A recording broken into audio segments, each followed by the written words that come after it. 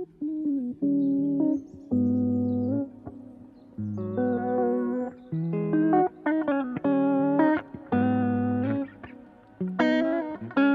morning guys, welcome back to my channel. I hope you're all doing incredible and fabulous and wonderful. I got this new mug from Morocco and I think it's gonna smash because it keeps making like a creaking noise. I am back from Morocco. I got back early hours of the morning yesterday. So probably about like 2:30, 3 o'clock yesterday morning. I still managed to train in the day, which is really good, so I'm full back in routine. I haven't ran for a week. You guys know I said in the Marrakesh video, if you've not seen that video, go back and watch it because it's so lovely and wonderful. My hip has flare-ups every now and then, and it flared up basically before Geneva Marathon. I then obviously did the marathon for sure, had no choice because I was pacing Megan. Had the best time, loved it, wasn't really hurting after, or the whole week after, so I trained, and then all of a sudden last Friday just went, I was like, I'm not gonna run. So I didn't run for a whole week, maybe over a week. It was like maybe 10 days. And then it's starting to feel a little bit better, but I went to physio last night and it's basically my glute medius isn't working properly, so my TFL, my hip is pulling in when I run, which I thought, I knew that when I was away. I was like, my glute med isn't firing when I'm running and it's causing a lot of pain. I ran home yesterday from the gym and it was 3K and it was okay, like it was fine. To give myself 10 days off has definitely done something. I have a half marathon race on Sunday. Don't know if I'm gonna do it yet, we're gonna decide, but I am gonna go for a run today. But today's video, I wanted to go through 5 things that I wish I knew as a beginner runner. Because if I had this video when I was a beginner runner, it just saved me a lot of stress.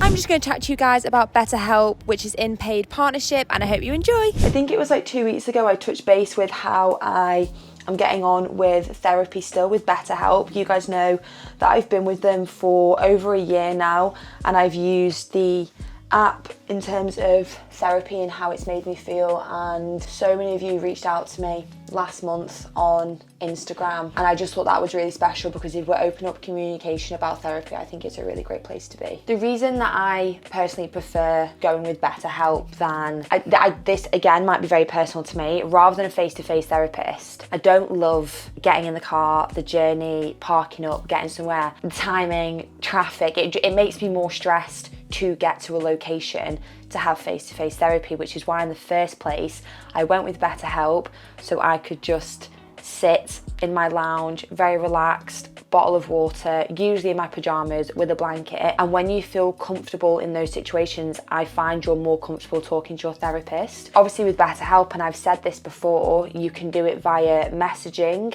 There's journaling availability on the app. So I write in the journal every day, just how I'm feeling, how I'm getting on, and I can just automatically send it to my therapist. I don't have to do that, but on days where I think it would actually be really helpful for her to see how I'm getting on, I've written this massive like journal piece, and I'm like, that'll actually be really helpful for next week's session, so I can just click a button and it sends it directly to my therapist. But point aside from the journaling, you also have the video option. You can do phone call or just messaging. So depending on your comfort levels, I guess, and how you're feeling, and if you want to be face to face, if you want to be over the phone, if you just want to message, you can do that with BetterHelp. If you've not used BetterHelp before, when you sign up, you're connected to a credentialed therapist. You fill out a questionnaire, everything that you would want them to know, and then you're connected to someone who is suited to help you. I was matched with my therapist within 48 hours, which is pretty phenomenal, and she's really great. I obviously won't give her name and things like that, but she is really wonderful and she's very, very suited to me, and because I've been with her for over a year, she definitely knows me through and through. For me, I am really open about therapy because I'm so obviously big on physical health and how I feel and everything like that, looking after my body.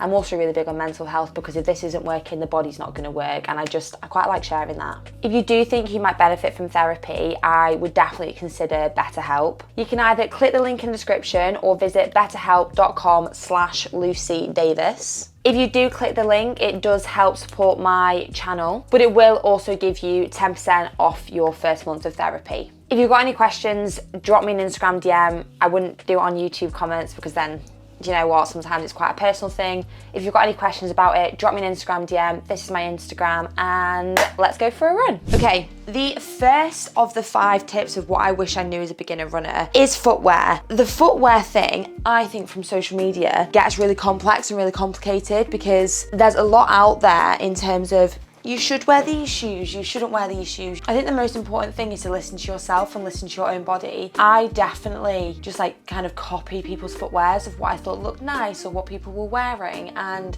they weren't suited to my feet. I had my running gait analysed quite early on. They can recommend shoes to you. The issue is when people are comparing on social media with different shoes, they're suited to that person for a specific reason. So when I kind of talk about footwear, I say this is what I like. These are the shoes that I wear and that I prefer. Depending on your goals and what you want to achieve, I think an all-round pair of shoes when you start running is just like a great place to be. So one of the first pairs of shoes I have, I don't actually have them anymore because Nike did discontinue them, Nike Air Tempo Next Percents, and they were fantastic for me. They worked really well for me. I did my ultra in them, which is a bit rogue because my ultra was trail, but my hip was really bad at the time. I needed like a specific shoe, and a trail shoe flat-footed was not working for me. Now, I obviously love trainers, and I have a bit of a collection now over the past 3 years, and I have them for different things. So I have race shoes. I'm not as much in my Alpha Flies anymore, as you guys know. I've got the Sauconys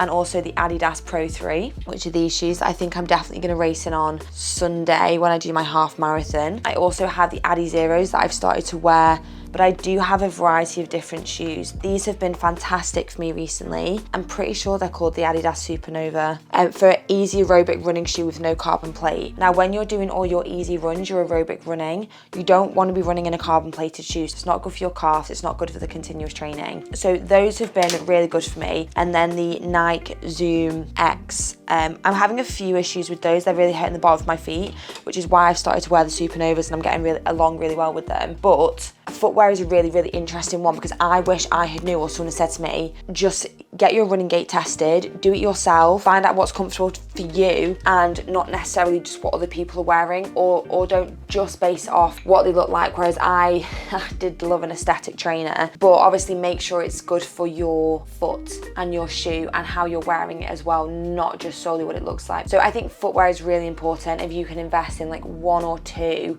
really, really good pairs of shoes that you wear a lot, I think that's a great thing to do. I know people talk about foot rotations and having like 4 different pairs of shoes and rotating them.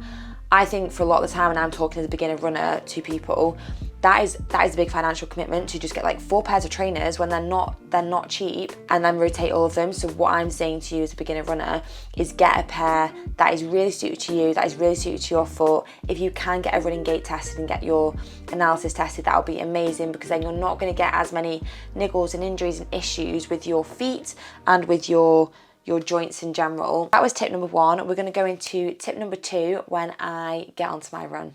Oh, you want to have a little taste of the new Nocco? Excuse me. Tip number 2, and I'll speak about this before I actually start running so you can hear me properly. You need a variety of runs in your training. This is probably the biggest tip that I can possibly give you, because when I first started running, I would just go out and want to PB and sprint every single run that I was doing, and I wasn't getting better. Obviously, I was not getting better by doing this. It's like going to the gym every single day and just doing a 1 rep max. So 1 rep max every time you go to the gym on like squats or RDLs or deadlifts or whatever you're doing. Obviously, it's going to mash your central nervous system. You're not going to improve that way because you're not doing the things to improve your overall fitness, your overall strength. It's the exact same with running. We want to build on our aerobic capacities a lot, because running, you use your heart, you use your lungs a lot of the time, and it dictates your fitness. So your resting heart rate, your HRV, your fitness levels. When I first started, I'd go off and sprint every single run. I'd want to PB every single run, because at the start, it's almost like a nice thing to do, and you want to be able to do that, but you're not actually going to see benefit from it. When I started to introduce aerobic/easy runs into my training, and interval runs and tempo runs and long runs and a variety, I started to improve rapidly. Obviously, the longer you've been running, the harder it will be to see those massive incremental time improvements, because you do more races and you improve. Same with anything, like same with the gym, same with high rocks. The more you do and the times get quicker, it will be harder to progress. But aerobic easy runs, obviously we're building our aerobic capacity, our aerobic system, which means with oxygen. A lot of our fitness is based off this. So if you want a lower heart rate when you're running, you should be doing aerobic easy runs a couple of times a week, so zone 2, zone 3 training. And your interval sessions, your tempo runs are needed to help improve your speed. and your overall times and the paces that you're hitting, and to push yourself into an anaerobic state of fitness, which is without oxygen. Your long runs, obviously different for every single person what their long is. Long for me is over a 21k, so over half marathon distance I class as a long run. Anything below that is more of a mid run for me, and that's just because my distances go up to like sometimes a 38, 40k depending on what I'm prepping for. So people's long runs are different for what they're training for. If you're doing a 10k, your long run might be an 8k, for example. Now, it's important that you do know this and you have a variety of runs in your week. Like the programs on My Coach, I will literally share them here. We did an amazing post on the My Coach Instagram page showing like the 5k program, the 10k programs, the half, the marathon programs of how you can progress with running, and they have all these different runs in, and people are just in such massive improvements rather than just running, not really having intention. Obviously, if you don't have a goal and you're just running to run, gorgeous, fine, it is what it is. But if you do want to improve performance and how you're feeling in races and things like that, that is when you do need to have a little bit more of a variety in your training and your runs, which is super important. I am just going to go for my run now. I'm not 100% sure how the hip's feeling. It's basically, I'm going to have to play it by ear as soon as I set off and see how I go. Heart rate is so low. Definitely feel the hip. I'm not sure how long it'll take to ease in. Really focusing on driving with that glute. I can feel it's weak on the other side. Now I'm really aware of it, so I'm really focusing on that today. I've had a hip injury for years, so when it flares up, it shocks me a bit. Not had a flare up in about a year, so I'm just really trying to focus. It's been a well nice run, to be fair. Hip eased into it at about 2.5k. We're on 6.1. I think I'm going to do 9. I did 3 yesterday. I'm so unsure whether I'll do this half or not. I think I will. But yeah, feeling good. 9k, 44 minutes, 4:54 pace. The hip isn't aching when I finished, and that is where we need to be. That is where we need to be. We are on to tip number 3. So we've talked about footwear, we've talked about a variety of runs. Tip number 3 is, of course, hydration.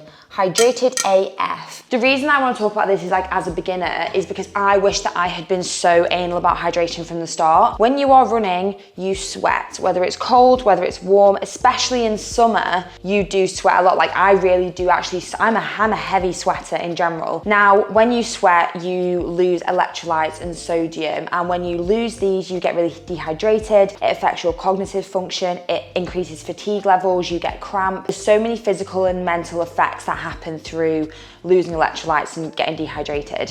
One of the easiest and best things you can do is, of course, just naturally stay hydrated every single day. Also, we've just put more of these bottles online. Limited stock, so shop those from the link below, My Coach merch. But having salts, I love them. I have them every single day, even if I'm not running. There's a massive variety out there. The ones I'm taking at the moment are absolutely unbelievable. I also have beta-alanine. I take beta-alanine and I also take creatine for recovery purposes. But hydration, really important. All the supplements that I'm taking have a purpose. I'll show you a few of them. I'm not going to go through every single supplement, but the ones that I'm taking at the moment are unreal. Hyaluronic acid, hair, skin, nails. Okay, so glucosamine is the joint one that I take. Curcurium and vitamin D3 is also like the new version of this. Love. Okay, so that's my joint supplement.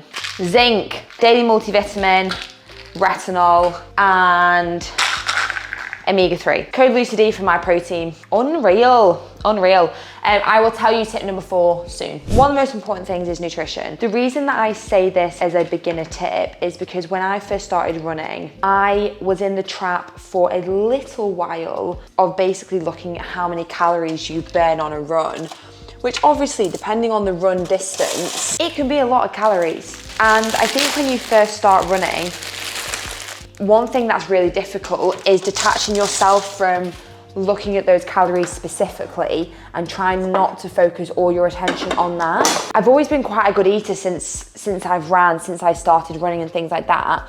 That's not as much been the issue. Like I've always enjoyed having the food and getting food in. I think it's important to not be in a calorie deficit. I think running is not the best way for people to lose weight, to lose fat, because it's such high impact on your joints and your body. There's a lot of other things you can do to help with weight loss. Obviously nutrition, being in a calorie deficit is the biggest and the best thing that you can do. And when you're running, I think you need to fuel properly to run. So I'd always recommend people who are running, and also I think a lot of you guys who follow me will also like lift as well, and you'll do a mixture of both things. It's really important to fuel your body correctly, and I think being at maintenance or in a surplus is the best way to do that in terms of your calories. Now, I don't track. From experience over the past couple of years, I pretty much know what I'm eating, I know what's in my food, and I don't need to track. The approximate calories are always over about 3,000 a day. Really high during periods of like ultras and things like that, because I try and not lose any weight or muscle. Did super well over like the Speed Project, London Marathon, Geneva Marathon just gone. I haven't changed weight at all, and I'm really, really happy with that. I'm really proud of that. I eat a lot of food. I eat good food. Like we can even see today, so today's breakfast is a handful of fruit. So we've got raspberries, bananas, apple. We've got porridge, oats with chia seeds. And I'm also gonna add protein, and then peanut butter and honey and cinnamon on top and things like that. So I know that I eat really well, I guess. I have put a few like what I eat in a day videos on my channel if you wanna go and have a little look. But 100% definitely looking at your nutrition, making sure you're eating enough to fuel your performance, looking at food as fuel, as how it's gonna help you perform and feel your best. One of the best things that we do offer on My Coach app is the fact that we give personalized calorie and macro plans. We do not give personalized nutrition plans. There's just no point doing that. Like, we're not nutritionists. We don't need to do that. I don't think you need to follow a full nutrition plan. It can get really regimented, it can get quite intense. However, having your personalized calories and macros written up for you is so beneficial if you're running, because we will tell you what you're eating. So if you're doing a marathon or the hybrid programs or the half marathon or whatever it is, you will know how many calories to eat, and there's adjustments along the way. I think that's really valuable. YouTube 50 will give you 50% off your first month in My Coach app. I think we had over 2,600 people who just jumped on the most recent challenge. So join the community, be a part of it. I think it's amazing to stay accountable and have that program. I guess that's also one of the tips, is to have a program to follow. Tip number 5. Tip number 5 is comparison. Please, for the life of me, when you start running, or even when you've been running for like 2.5, 3 years, which is more so where I'm at, do not compare to other people. I think what's really hard, especially with social media, you naturally do compare. And it's okay to kind of like look at other people and see what they're doing and see what they're up to, but don't compare their specific times or heart rates to you, because you're not them and they're not you. It makes you not love running, and it makes you hate it a little bit more if you're comparing to other people. You should realistically only be comparing to yourself and your previous runs and what you want to achieve. It is very hard on social media because everyone posts it. The thing you need to do is learn to take inspiration from people and not comparison. When I first started, I was very confused why I wasn't as fast as some people, or my heart rate was really high. You can't do that. And I know it's so easy. Social media's there, it's very present. I post on it all the time. People probably compare to my runs, maybe not in a positive way. They don't take inspiration from it. But you have to learn that yourself. Other people are not going to stop posting and sharing their achievements because they just wouldn't do that, because it's nice to share what you're doing. The important thing is what you take away from it. So if you take away inspiration or advice from other people, so hopefully this whole video in general, like the heart rate thing, as I said before, the variety of runs, if you start introducing aerobic, easy runs into your training, over time your heart rate is going to drop, because zone 2, zone 3 training, exactly what it's going to do, it's going to lower that heart rate on your runs. So when you're going forward looking at other people on social media and X, Y, and Z, please just don't compare to what they're doing. Don't compare to what races they signed up for. Don't compare to anything like that at all. And I think you will feel a little bit better about it in general. So fingers crossed, you take some inspiration rather than comparison away from different things, and don't see things as a negative as such. I think that is probably one of the best tips that I can give you. I know it's nothing to do with like your physical health. I guess it's a little bit to do with your mindset and your mental health and how you're feeling. So fingers crossed those tips were great for you. So those 5 tips you went over today that you can take on board. Give it a big thumbs up. Comment what else you want to see from me. I am so happy to film anything for you guys. Like, I just love your feedback and what you want me to give you on my channel. I know I've not done many challenges recently, like set fitness challenges. Well, saying that, Speed Project, London Marathon, Geneva Marathon were all pretty spicy, but I've not done like a specific like fitness challenge. So if you want me to do one of those, let me know. But I will love you and leave you, and I'll see you in next week's video. Bye.